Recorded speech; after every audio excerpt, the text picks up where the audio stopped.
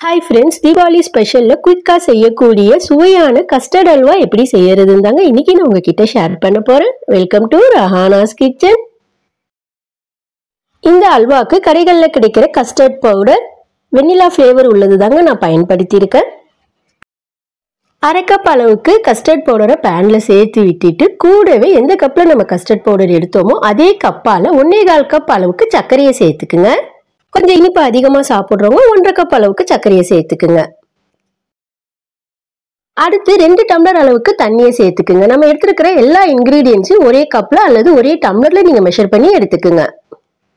அல்லது கரண்டியோ வச்சு நல்லா கலந்து விட்டுக்குங்க. சர்க்கரை நல்லா கரைந்து எல்லாமே கெட்டிகள் எதுவும் இல்லாத அளவுக்கு நல்லா கலந்து விட்டு எடுத்துக்குங்க. இன்னொரு பக்கம் தட்டுலையோ அல்லது இந்த மாதிரி மவுலிலையோ 1 டீஸ்பூன் நெய் விட்டுக்குங்க. எல்லா பக்கமும் நல்லா அப்ளை பண்ணி விட்டுக்குங்க. அதுக்கு மேல கொஞ்சம் நல்லா சாப் பண்ண முந்திரி பருப்பு, நல்லா சாப் பண்ண பாதாம் பருப்பை இந்த மாதிரி தூவி விட்டு எடுத்து வச்சுக்கிங்க. அடுத்து நல்லா கலந்து விட்டு எடுத்துருக்கிற கஸ்டர்டு மிக்ஸை ஸ்டவ் ஆன் பண்ணி விட்டு வச்சு விட்டுக்குங்க. ஃப்ளேமை மீடியமுக்கும் கொஞ்சம் குறைவா வச்சு கிளறி விட்டுக்கிட்டே இருங்க. அதாவது கண்டினியூஸா கிளறி விட்டுக்கணும். குக்காக அங்கங்க கெட்டிகள் வரா மாதிரி இருக்குங்க. ஒன்றும் பிரச்சனை இல்லை. நானே நீங்க கை விடாம கிளறி மட்டும் விட்டுக்குங்க. நல்ல ஒரு ஜெல்லி ஃபார்முக்கு வரணுங்க. அது வரைக்கும் நீங்க நல்லா கிளறி விட்டுக்கிட்டே இருங்க கைவிடாம.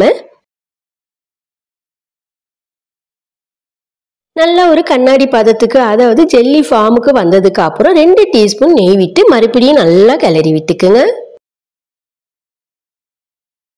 எல்லா பக்கமும் குக் ஆகிறதுக்கு இந்த மாதிரி லைட்டா பிரஸ் பண்ணி கிளறி விட்டுக்குங்க. இது நல்ல ஒரு அல்வா கன்சிஸ்டன்சிக்கு வர வரைக்கும் நம்ம குக் பண்ணி விட்டுக்கணுங்க. அடுத்து அரை டீஸ்பூன் அளவுக்கு ஏலக்காய் பொடியை சேர்த்து நல்லா கிளறி விட்டுக்குங்க. லைட்டா பிரஸ் பண்ணி விட்டு எல்லா பக்கமும் கிளறி விட்டுக்குங்க. கடைசியா மேல கொஞ்சம் நல்லா சாப் பண்ண முந்திரி பருப்பும் சாப் பண்ண பாதாம் பருப்பும் தூவி விட்டு மறுபடியும் நல்லா கிளறி விட்டுக்குங்க.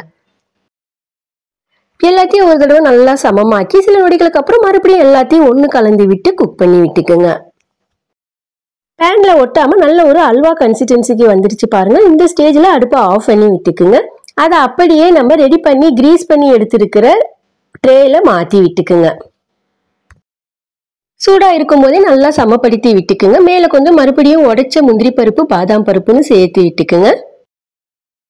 பாதாம் முந்திரி சேர்த்ததுக்கு அப்புறம் கரண்டியால லைட்டா பிரஸ் பண்ணி சமப்படுத்தி விட்டுக்குங்க. பாதாம் முந்திரி இந்த மாதிரி நம்ம ஸ்ப்ளிட் பண்ணி சேர்க்கறதுனால அல்வால எல்லா பக்கமும் பாதாம் முந்திரி இருக்கிற மாதிரி இருக்குங்க. அதனால இந்த மாதிரி சேர்த்து விட்டுக்குங்க. அல்வா ரெடி ஆயிடுச்சுங்க. இது செட் ஆகுறதுக்கு ஒரு அரை மணி நேரத்துக்கு நம்ம அப்படியே கவர் பண்ணி ஒரு பக்கம் வச்சு விட்டுக்கலாம். அரை மணி நேரத்துக்கு அப்புறம் ஓபன் பண்ணி விட்டு ஓரங்கள்லாம் கத்தியால இந்த மாதிரி நீக்கி விட்டுட்டு இன்னொரு பிளேட்டுக்கு ட்ரேவை அப்படியே கவுத்தி விட்டுக்குங்க. அல்வா பீசஸ் போடுறதுக்கு நல்லா செட் ஆகி ரெடி ஆயிடுச்சுங்க. உங்க விருப்பத்துக்கு ஏற்ற மாதிரி எந்த ஷேப்ல வேணுமோ அந்த ஷேப்ல நீங்க கட் பண்ணி எடுத்துக்குங்க. கஸ்டர்ட் அல்வா சூப்பரா ரெடி ஆயிடுச்சுங்க. சட்டுன்னு செய்யக்கூடிய இந்த சுவையான கஸ்டர்ட் அல்வாவை நீங்களும் ஒரு தடவை ட்ரை பண்ணி பாருங்க. மேலும் இது போல பல வீடியோக்களுக்கு நம்ம சேனலை சப்ஸ்கிரைப் பண்ணுங்க. பக்கத்துல இருக்கிற பெல் ஐகானை கிளிக் பண்ணி சப்போர்ட் பண்ணுங்க.